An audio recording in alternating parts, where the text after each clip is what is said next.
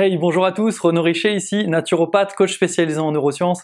Aujourd'hui, j'avais envie de revenir vers vous, vers un sujet qui m'a beaucoup été demandé, le sujet du jeûne, et notamment le jeûne court, le jeûne intermittent, les différents sujets autour de tout ça, de façon à ce que je puisse répondre à vos différentes questions. Et puis j'avais envie de faire ça aujourd'hui parce que c'est mon jour de jeûne. Je me demandais un petit peu de quoi j'allais vous parler, il y avait 1 milliard de questions qui m'ont été posées, et je me suis dit, tiens, c'est le jour où tu peux partager ton expérience puisque tu es en plein dedans. Ça fait plus de 24 heures que tu es à jeun, donc ça intéressera certainement les gens d'avoir un avis sur le jeûne, et notamment le jeûne court. Parce que c'est vrai qu'aujourd'hui, on parle souvent du jeûne en parlant d'un jeûne thérapeutique assez long, on parle de jeûne assez compliqué, c'est-à-dire des jeûnes secs où il n'y a pas d'eau, etc., etc. Et en fait, c'est parfois, ça peut faire un peu peur aux novices qui n'ont jamais expérimenté. C'est pourquoi j'ai décidé dans cette vidéo de spécifiquement parler du jeûne court, c'est-à-dire de 1 journée, 2 journées, 3 journées maximum, et éventuellement du jeûne intermittent, donc le fameux jeûne où on va sauter notamment le petit déjeuner et condenser ses repas de la journée sur un certain nombre d'heures, en règle générale sur 8 heures, sur l'ensemble des 24 heures. Donc j'ai envie de parler de ça avec vous. Par contre, surtout si vous avez envie qu'on aille plus loin sur le jeûne long, d'avoir plus d'informations là-dessus, n'hésitez pas à me le dire dans les commentaires. Faites pause tout de suite et dites-moi dans les commentaires si ça vous intéresse, auquel cas je ferai une interview ou un live avec l'un de mes amis naturopathes experts sur le jeûne long qui vraiment a une expérience incroyable là-dessus et où on pourra partager toutes les astuces et tous les résultats possibles en termes de témoignages, d'expérience, etc. avec vous. Et dites-moi aussi, avant même d'aller plus loin, pour pas être, on va dire, biaisé ou en tout cas influencé par ce que je vais dire dans cette vidéo, dites-moi ce que vous avez eu comme expérience du jeûne, ou bien pas du tout et que ça vous fait peur, ou bien les choses qui vous empêchent de passer à l'acte. Dites-moi un petit peu ce qu'il en est, est-ce que vous avez fait du jeûne sec, du jeûne hydrique, du jeûne court, du jeûne long, qu'est-ce que vous avez ressenti, est-ce que vous avez eu des difficultés, est-ce que vous avez tiré des bienfaits? Dites-moi tout dans les commentaires, ça m'intéresse beaucoup d'en savoir plus sur vous, et surtout ça m'aide pour pouvoir vous proposer d'autres vidéos complémentaires qui vont vous permettre de passer au niveau supérieur et non pas vous redire ce que vous saviez déjà. Donc on y va pour la suite de cette vidéo. Déjà merci à tous pour vos partages, pour vos likes, pour vos commentaires. Vraiment, ça me fait chaud au cœur. Pour tous vos abonnements, on est de plus en plus nombreux sur la chaîne. Et vraiment, pour moi, c'est un rêve qui devient réalité dans le sens où j'avais à cœur de démocratiser cette approche de la naturopathie, de l'hygiène de vie saine. Et j'aurais jamais pensé qu'avec quelques vidéos comme ça, vous auriez été aussi nombreux en fait à en tirer des bienfaits, à m'envoyer des emails tous les jours pour me dire où vous en êtes, me remercier et également me faire part de votre enthousiasme autour de la naturopathie. Donc vraiment, merci, merci, merci. Continuez. Donc pour ce qui est du jeûne, en fait, la première chose que j'aurais voulu évoquer avec vous, c'est le mécanisme. En fait, jeûner, déjà, c'est quoi? Jeûner, c'est ne pas manger. Vous pouvez boire de l'eau, mais dès lors que vous ingérez des choses qui ont des apports nutritionnels, en fait, en réalité, vous n'êtes pas en train de jeûner. Jeûner, ça veut dire demander à votre corps de s'auto-nourrir, de s'auto-digérer, ce qu'on appelle l'autolyse, l'autophagie. En fait, ce sont des processus naturels où le corps vient chercher et puiser dans son propre organisme, dans son propre système, ce dont il a besoin pour pouvoir fonctionner. Forcément, si vous mangez pas de sucre, vous mangez pas de protéines, etc., votre corps va puiser là où il y en a. Notamment, le sucre, il va le puiser dans vos graisses, dans votre foie tout gras, la stéatose hépatique, le fameux foie gras dont souffre plus de 1/3 de la population d'après certaines recherches scientifiques assez intéressantes. Ça va puiser dans votre cellulite, ça va puiser dans vos bourrelets, ça va puiser dans vos petites poignées d'amour, etc., etc. Et ça, en fait, c'est très intéressant dans le sens où ça va vous permettre d'aller épurer vraiment tout ce gras superflu, toute cette graisse blanche en fait qui n'a aucun intérêt, qui est plutôt même potentiellement pro-inflammatoire. Et donc c'est vraiment intéressant de pouvoir compter sur le mécanisme du jeûne pour vous aider à les épurer. Bien sûr, le but c'est pas de jeûner pour faire ça et de l'autre côté de manger comme un gros lard. Au contraire, il va falloir avoir une alimentation décente, saine, équilibrée. J'ai fait déjà beaucoup de vidéos sur la chaîne en rapport avec ça, et si vous avez des questions, vous me les posez dans les commentaires et je ferai d'autres vidéos ou bien je vous répondrai directement. Et surtout, ce qui est très intéressant, c'est de se dire, une fois que j'ai une bonne alimentation, si j'incorpore en plus la pratique régulière du jeûne, eh bien ça va aller puiser et ça va vraiment éviter que mon corps s'engorge et ça va permettre d'aller épurer. En fait, à chaque fois que vous ne mangez pas, et c'est là le but selon moi essentiel du jeûne, c'est pas de perdre du poids. en fait, parce que d'ailleurs certains jeûnes ne génèrent pas de perte de poids, puisque les gens compensent en mangeant 3 fois plus au repas suivant. Souvent je le vois dans le jeûne intermittent, ou je le vois dans des phases de jeûne de 3-4 jours, où la personne n'était pas préparée mentalement, et où elle va en fait avoir tendance à avoir une reprise alimentaire en se goinfrant. Bon bah en fait, si vous voulez, au-delà de ce genre de cas où il n'y a pas forcément plus ou moins de perte de poids, ça va vraiment dépendre, c'est pas du tout garanti, ça dépend de votre pratique du jeûne et des comportements alimentaires complémentaires que vous allez avoir par ailleurs. En tout cas, l'axe principal des bénéfices du jeûne, c'est dispatcher de l'énergie qui d'habitude est utilisée à la digestion vers les autres pôles d'utilisation d'énergie de votre corps, c'est-à-dire votre immunité, principalement, votre force physique, etc., même si on se sent très rarement dans une énergie incroyable lorsqu'on jeûne, en tout cas ça dépend de la durée. Moi je me sens généralement énergique, mais j'ai l'habitude de jeûner chaque semaine une journée. Maintenant, celui qui n'a pas l'habitude sentira parfois un petit coup de patraquerie, un petit coup de lassitude, de fatigue temporaire, etc. En tout cas, une des branches, des pôles d'utilisation d'énergie vers lesquels le corps va envoyer, en fait, va dispatcher cette énergie économisée au tube digestif, ça va être notamment l'émonctorisme, l'épuration. D'ailleurs, on le voit lorsqu'on commence à jeûner, on a des évacuations, par exemple, volatiles par les voies pulmonaires, qui est un émonctoire, hein, les poumons, ça va sortir à ce niveau-là. On va avoir également une urine beaucoup plus chargée, etc., etc. Donc on voit bien, on peut avoir une transpiration qui sent beaucoup plus fort aussi. Donc ça dépendra de la durée. C'est pas forcément un problème, mais par contre, ça montre bien que votre corps est en phase d'épuration et d'élimination. Et ça, c'est valable parce qu'on a supprimé une grande cause d'utilisation en fait d'énergie vitale.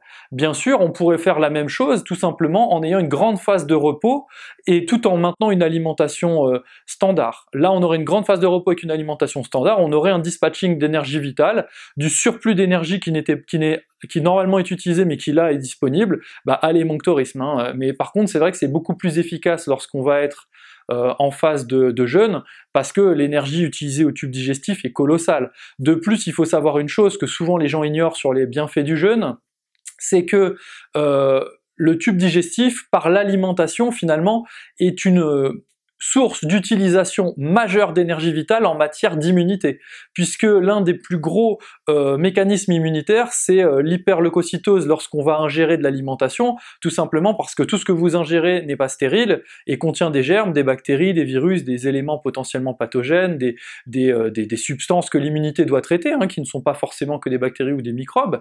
Et en fait, si vous voulez, lorsque le corps va générer cet effet d'hyperleucocytose, cette hyperactivation immunitaire, c'est toujours ça de plus d'utiliser en termes également d'énergie vitale. Or, lorsque vous ne mangez pas, vous amenez pas cette nécessité d'hyperleucocytose et donc d'hyperutilisation immunitaire, donc vous économisez de l'énergie du tube digestif, mais également de l'immunité. Donc tout ça va aller en dispatching vers l'épuration, et naturellement vous allez avoir une épuration extrêmement importante. Donc le jeûne, c'est ne pas manger. Il n'y a pas de règle de on jeûne et on mange moins. Souvent les gens me disent je mange moins. C'est vrai qu'on a des phases de jeûne de type Ramadan par exemple, où en fait on est dans une phase de restriction alimentaire. On appelle ça un jeûne, mais vous n'êtes pas vraiment à jeun, puisque vous avez juste une restriction alimentaire quotidienne, mais comme c'est sur une plage horaire assez importante, bien sûr, ça provoque des bienfaits, et c'est surtout la répétition sur le mois du Ramadan qui va avoir des réels bienfaits, parce que vous feriez ça une fois d'une journée, ça n'aurait aucun intérêt. D'ailleurs, le prophète en général recommande d'avoir des phases de restriction alimentaire dans la semaine, plusieurs jours de semaine pour ceux qui sont d'accord, et là on est vraiment sur une restriction alimentaire régulière dans l'année, en plus du mois du Ramadan. Donc bien sûr, l'épuration que ça implique est très importante, et c'est pourquoi la plupart des religions ont indiqué des phases de jeûne à leurs croyants en fait. Donc si vous voulez, on va économiser beaucoup d'énergie à l'immunité, à la digestion, et on va dispatcher tout ça à l'émonctorisme. Bien sûr, pour ça, ce que je vous recommande, c'est de pratiquer un jeûne d'au minimum 24 heures. Parce que si vous sautez un repas, 2 repas, en fait, en vrai, vous êtes en train d'attendre de manger, vous n'êtes pas à jeun. D'ailleurs, vous avez plus ou moins la faim qui est là, alors que quand vous jeûnez un certain temps, au bout d'un moment, la faim s'estompe. Et lorsque la faim s'estompe, en général, c'est autour de 20 heures, 24 heures, en tout cas c'est ce que je constate chez moi, là vous avez en fait vraiment l'impression d'épurer, et vous le remarquez très bien, si vous passez 24 heures sans manger, vous ne mangez pas le matin, vous ne mangez pas le midi, et là vous voyez qu'après 2 repas, peut-être vers le goûter, à ce moment-là, vous auriez peut-être pris une petite collation, là vous n'en prenez pas, et lorsque vous allez uriner de façon très foncée, indépendamment du volume d'eau que vous consommez, puisque vous verrez que votre urine sera plus chargée naturellement par le jeûne en fait. Alors ça, c'est un mécanisme qui est très intéressant puisque ça vous permet d'épurer votre corps et d'effectuer en fait ce qu'on appelle une détox naturelle, sans danger, puisque vous êtes sur une courte période. C'est pourquoi je vous parle pas aujourd'hui du jeûne long, parce que le jeûne long, quand on n'a pas la capacité de se préparer, le risque en fait, c'est que comme nous sommes tous fortement empoisonnés par des métaux lourds, et qu'on n'a pas tous un microbiote extrêmement fonctionnel, c'est-à-dire une flore intestinale parfaite et réellement diversifiée et efficace, en fait le problème du jeûne long, c'est qu'on peut avoir des crises assez importantes, et chez certains ça va même pas forcément générer beaucoup de résultats du fait de l'excès de métaux lourds. Alors que lorsqu'on va jeûner sur une courte période, on n'aura pas ces méfaits, mais on aura aussi tout l'avantage de la restriction alimentaire et de l'émonctorisme, mais ce dans la durée et de façon très douce et progressive. Il est rare que les gens qui jeûnent 24 heures aient des forts maux de tête, des crises de vomissement, des pertes vaginales chez les femmes assez importantes, etc., ou des transpirations extrêmement aigres et agressives qui même irritent fortement la peau. C'est rare sur des jeûnes de 24 heures, c'est pourquoi je vous partage ça. Ensuite, ce qu'il faut savoir, c'est la préparation. La préparation, c'est important, mais c'est surtout important lorsque vous allez jeûner au-delà de 3-4 jours. En dessous en fait, autour de 1 journée ou 2 journées, clairement, vous pouvez très bien vous réveiller un matin, dire je jeûne pas, je mange pas, et puis hop, on enchaîne les repas comme ça, qu'on annule en fait, qu'on ne mange pas, et puis tout se passe bien, et quand vous remangez, en fait, tout va bien. Il n'y a pas de problème, vous n'avez pas besoin de faire des repas spécifiques avec une reprise alimentaire en y allant très progressivement. C'est pas pareil que d'avoir jeûné 1 semaine ou 15 jours ou plus, dans des cas thérapeutiques. Donc bien sûr, la phase de préparation peut être intéressante quand même. L'idée c'est pas de se goinfrer le repas juste avant de commencer à jeûner, ou bien d'avoir une reprise alimentaire où vous allez avoir des besoins alimentaires compulsifs à bouffer. C'est pourquoi ce que je vous recommande, en fait, c'est vraiment de faire 24 heures entières sans manger. C'est là où se pose la question, comment on compte le jeûne? Les gens me disent, j'ai jeûné 16 heures, j'ai jeûné tout ça, mais en fait ils ne jeûnent pas 16 heures. Le jeûne, vous le comptez à partir du repas que vous auriez mangé, mais que vous sautez. Si vous commencez ce matin en disant je mange pas ce matin, en fait, vous allez jeûner à partir de ce matin. C'est-à-dire que si vous avez l'habitude de déjeuner à partir de 7h30, c'est à 7h30 que vous commencez à compter votre jeûne, c'est pas la veille au soir quand vous sortez de table. Souvent les gens me disent « Ah bah si, regarde, j'ai presque tout digéré au bout de quelques heures ». Oui, mais en fait dans ces cas-là, c'est ce que tu fais chaque jour, t'es pas en train de faire un effort parce que t'attends entre 2h du matin et 7h30 pour manger, sinon en fait tu dis que tu jeûnes tous les jours. Or c'est pas le cas. Jeûner, c'est faire un effort supplémentaire par rapport à d'habitude, où d'habitude vous auriez ingéré de l'alimentation ou des boissons contenant des nutriments, etc. Et là, à la place, vous n'ingérez rien. Donc quand vous commencez votre jeûne le matin en arrêtant de manger, vous comptez à partir du matin. C'est pourquoi si vous voulez faire 24 heures, vous ne remangez que le lendemain matin. Des fois j'entends manger le matin et remanger le lendemain matin, vous aurez fait 24 heures de jeûne. Strictement faux. C'est exactement comme si je vous dis, vous êtes fumeur, vous prenez votre cigarette, vous l'écrasez quand vous avez fini, et là ça y est, vous avez arrêté de fumer. Non, vous n'avez pas arrêté de fumer au moment où vous écrasez votre dernière cigarette consommée. Vous arrêtez de fumer au moment où vous auriez fumé, et que vous choisissez de pas fumer cette clope. Clairement, c'est juste comme ça que ça fonctionne. Et le jeûne, c'est pareil. Vous commencez le jeûne au moment où vous auriez mangé, et que vous choisissez de pas manger. Donc ça c'est hyper important parce que ça permet d'éviter des erreurs de dire j'ai jeûné 24 heures, or vous ne jeûnez pas 24 heures quand vous sautez 2 repas et que vous avez mangé les 2 matins en fait, hein, ça se passe pas comme ça. Une petite astuce que je vous conseille pour ceux qui ont peur d'avoir du mal à faire le premier jeûne, commencez par sauter un repas, commencez par sauter 2 repas et ensuite vous sautez une journée. Un truc qui marche très bien pour moi, ça dépendra de chacun, dites-moi dans les commentaires si ça marche pour vous ou si au contraire vous avez une autre méthode, ça me fait plaisir de découvrir les méthodes de chacun.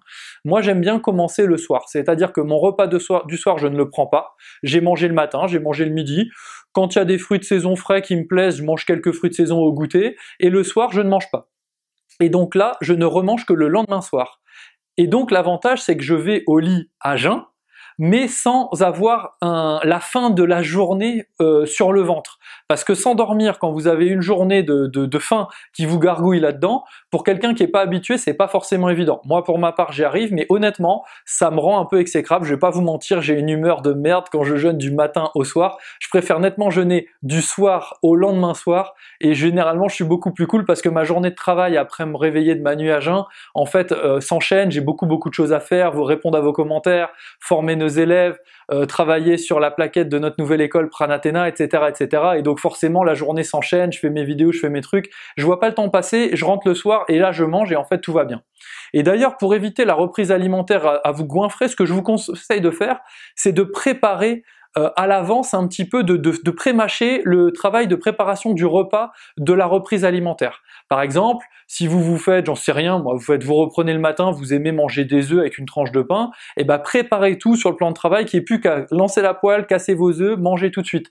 Sans quoi vous savez que vous allez manger, et si vous faites un plat mijoté d'1 h 30 avec l'odeur qui vous titille les narines, clairement vous allez avoir tendance en fait à grignoter, vous allez manger autre chose, et donc vous allez générer un repas moins digeste et vous allez générer aussi un excès de calories ou un excès de consommation alimentaire, ce qui n'est pas favorable en fait lorsque vous sortez de vos 24 heures de jeûne. Donc c'est très important en fait de travailler aussi bien sur sa préparation, mais aussi la préparation donc au jeûne, mais la préparation à la reprise.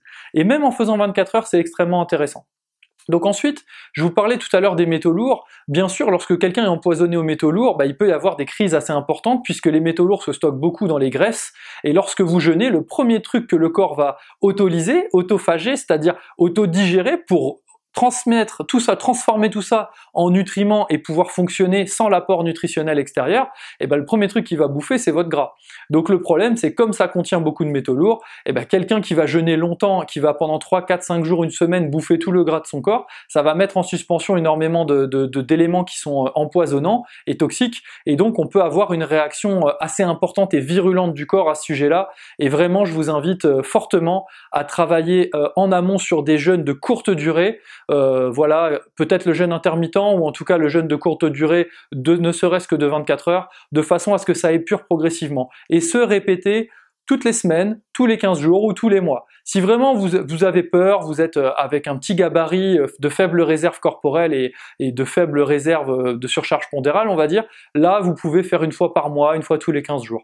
Maintenant, si vous sentez que vous avez un foie qui travaille, vous avez souvent des signes en rapport avec le foie qui a des difficultés, comme par exemple des douleurs au dos, comme par exemple des raideurs cervicales, des maux de tête, vous pouvez avoir aussi des difficultés à digérer les graisses, enfin, il y a 1 milliard de choses qui peuvent être liées au foie, vraiment, ou alors des problèmes de peau répétitifs, etc. Ce que je vous invite à faire, c'est faire un petit jeûne d'une journée, toutes les 1 semaine à 10 jours, de façon à ce que ça puisse aider votre corps à épurer progressivement. Si vous sentez que vous n'êtes pas prêt pour le jeûne, c'est-à-dire ne boire que de l'eau, vous pouvez aussi faire tout simplement une monodiète. Une monodiète, c'est quoi? C'est on va ingérer un seul aliment. Je vous déconseille les monodiètes aux fruits pour diverses raisons qu'on évoquera dans différentes suivantes vidéos. Mais en tout cas, vous pouvez faire une monodiète au riz blanc, une monodiète à la banane, qui est pas vraiment un fruit, qui est un amylacé.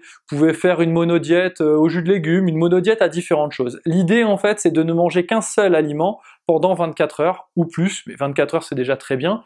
Et en fait, on va avoir un effet moindre par rapport au jeûne, puisqu'on n'a pas zéro utilisation du tube digestif et de l'immunité, mais on aura quand même un effet moindre par rapport à une composition alimentaire de plusieurs aliments, voire dizaines d'aliments par jour dans une journée type. Et donc forcément, vous aurez une économie d'énergie dispatchée à l'émonctorisme et dispatchée en fait à la capacité naturelle de régénération cellulaire du corps.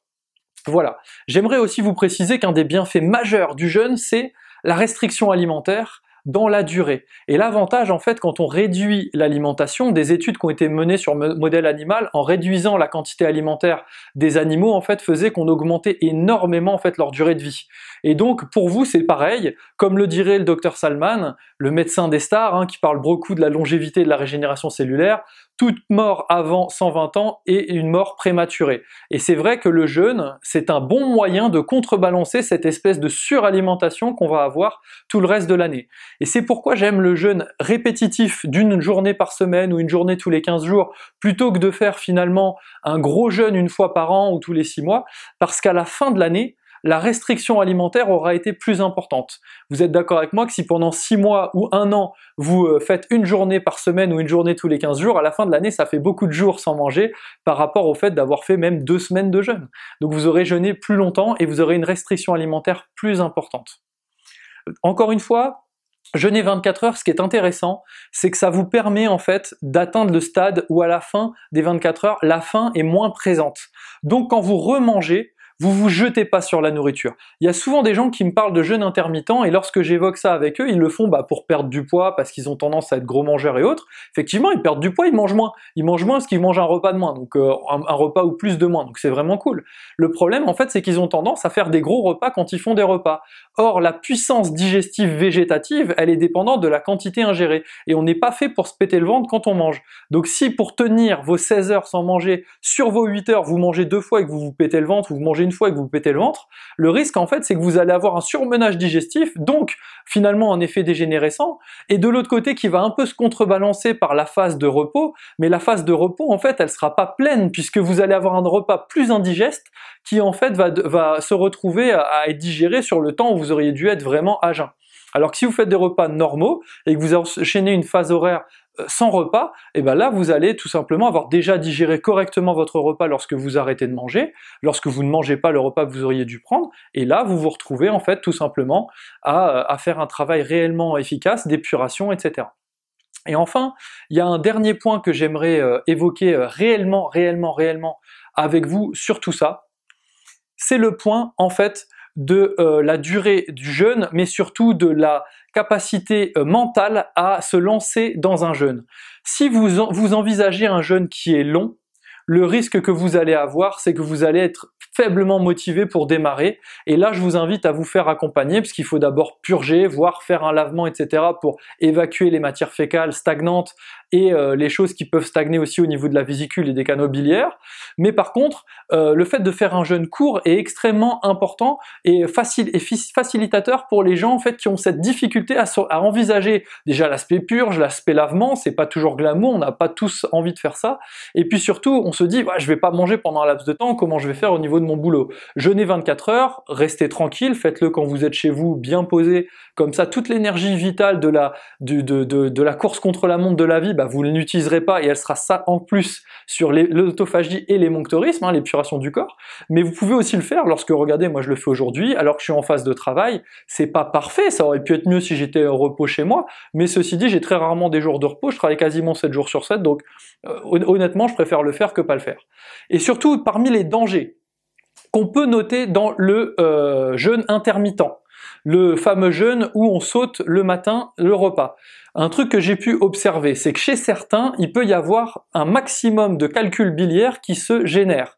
Je dis pas que c'est pas bien, je dis juste que dans la majorité, peut-être de la moitié des cas que je rencontre et la moitié des autres cas ça se passe bien, la moitié des cas, ils peuvent avoir favoriser des calculs biliaires. Notamment, ça va dépendre de l'état psycho-émotionnel, la capacité à gérer la colère, les émotions, la déprime, la frustration, etc. de la vie, qui eux ont une action directe sur votre foie. La médecine chinoise le dit très bien, déprime, dépression, colère, frustration, tout ça, boum, ça fracasse directement votre foie, notamment au travers des hypersécrétions de cortisol et autres qui vont avoir une action directe sur le foie. Le problème du foie, c'est qu'ensuite, il va y avoir du coup en règle générale un épaississement de la bile et des boues biliaires, et donc ça va favoriser la formation de calculs.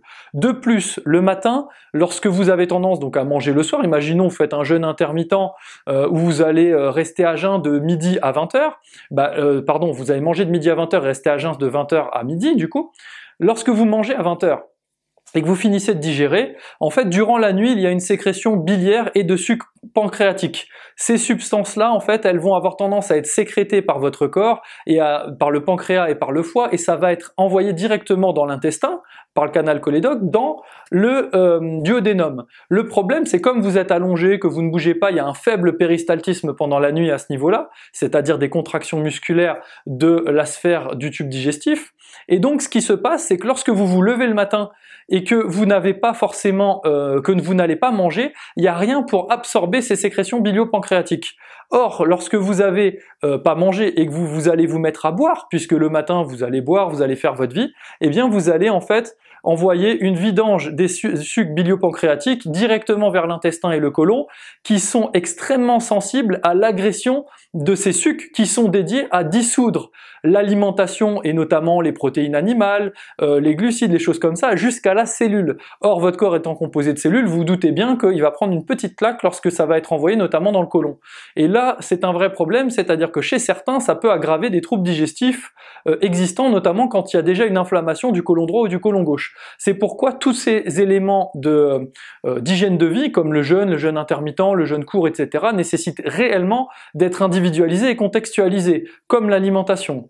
Et donc, si vous savez pas comment vous y prendre, faites appel à un naturopathe compétent. Si vous souhaitez me consulter pour avoir mes propres conseils en consultation individuelle, eh bien vous avez mes coordonnées sous la description de la vidéo et vous m'écrivez, on en parle et je pourrai vous accompagner si tel est votre choix pour avancer. En tout cas, attention, dans certains cas, c'est un vrai problème, notamment chez les gens qui ont un excès de quantité alimentaire la veille au soir, ou une alimentation peu absorbante, c'est-à-dire notamment contenant beaucoup de choses crues. On va avoir une alimentation qui est effectivement très riche en vitamines, etc., mais par contre qui sera faiblement absorbante de ces fameux sels et sucs bilio-pancréatiques. Et donc, toute cette stagnation au niveau du duodénum va être envoyée vers le côlon et c'est un réel problème. Ça va être également exacerbé par l'état psycho-émotionnel, la colère, la frustration, je vous l'ai expliqué. C'est pourquoi il est extrêmement important, avant de s'engager là-dedans, de faire un point sur l'ensemble de votre hygiène de vie parce que jeûner ou l'alimentation n'est pas un phénomène isolé, c'est un ensemble. C'est ce qu'on appelle l'approche de santé holistique. Je réponds à une dernière question qui m'est beaucoup posée, l'eau. Et qu'est-ce qu'on peut boire pendant le jeûne ? L'eau, effectivement, c'est ce qui est conseillé pendant le jeûne. L'eau, parce que c'est un excellent support d'évacuation pour l'urine, etc. Quand vous buvez, ça permet au corps d'aller balancer toutes ces substances dégueulasses dans les liquides et donc que ça soit éliminé vers l'extérieur. Donc c'est extrêmement important d'être bien hydraté, notamment lorsque vous allez jeûner. Évitez les cafés, les thés, les tisanes et éventuellement une tisane très légère. On évite d'absorber des choses qui ont déjà concentré des substances dans l'eau parce que ça va avoir tendance en fait à permettre une moins bonne évacuation. De plus, le café, le thé, c'est en général relativement déminéralisant et acidifiant. Or, on n'a pas envie de générer ça dans son corps quand on jeûne, puisque l'une des rares choses que le corps ne peut pas autolyser et autophager et fournir par lui-même en tant que nutriments, c'est quoi ? C'est les minéraux et oligo-éléments. C'est pourquoi, en règle générale, si vous consommez des acides et notamment des jus de citron, des choses comme ça peut aussi vous déminéraliser lorsque vous êtes dans une phase de jeûne, puisque ce ne sera pas contrebalancé par des apports minéraux, notamment au travers des végétaux et des légumes. Voilà, j'espère que cette vidéo vous aura plu, dites-moi s'il vous faut plus d'informations sur le jeûne. En tout cas, je pense avoir été relativement complet sur ce sujet du jeûne court. Jusqu'à ma prochaine vidéo, je vous dis portez-vous bien, continuez à croire en vos rêves, pensez à partager la vidéo, pensez à tester le jeûne et à me faire part de vos expériences dans les commentaires et à très vite les amis.